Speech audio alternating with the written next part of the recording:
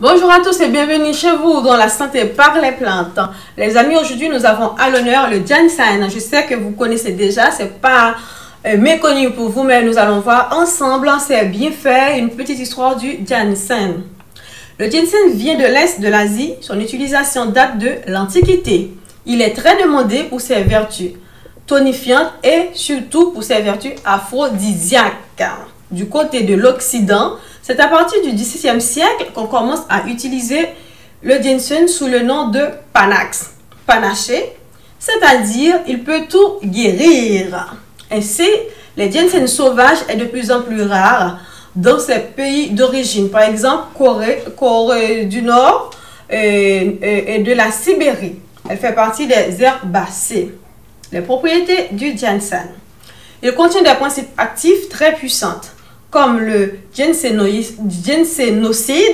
ou panacocide, les hétérocides de triterpènes, tétracycline, des acides gras, des stérols, des polysaccharides, de la vitamine E, B, C, du zinc, du fer, du phosphore, du potassium, du cuivre, manganèse, du magnésium, etc. Donc la liste est très longue pour les ginseng.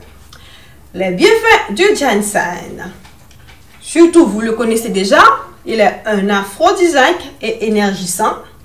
Il augmente et améliore les performances physiques et intellectuelles.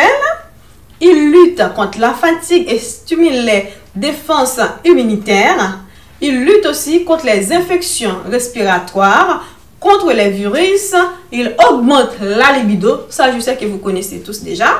Il diminue les effets du diabète de type 2. Les contre-indications du ginseng. Ne pas utiliser en cas d'hypertension artérielle, parce que ça va encore plus. En cas de problème cardiovasculaire.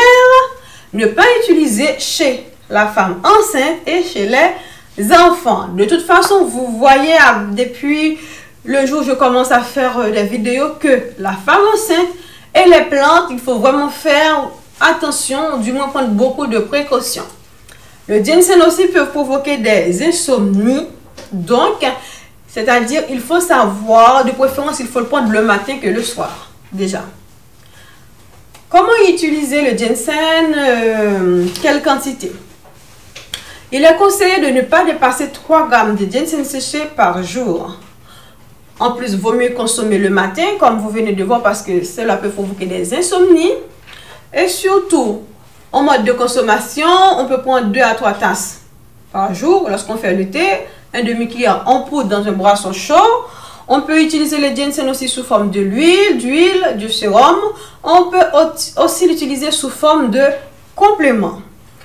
En effet, pour moi, le ginseng, en résumé, je peux dire, c'est une plante, c'est la source, c'est une source d'énergie et surtout à consommer avec modération parce que cela peut augmenter le rythme cardiaque, par exemple, l'insomnie, par exemple. Donc, il faut faire vraiment attention et savoir quand l'utiliser, surtout de préférence le matin. C'était tout pour aujourd'hui et je vous conseille, si vous avez une baisse, la fatigue, de prendre une bonne petite tasse de ginseng pour vous remonter. Allez, à très bientôt dans la santé par les plantes et restez branchés. Merci.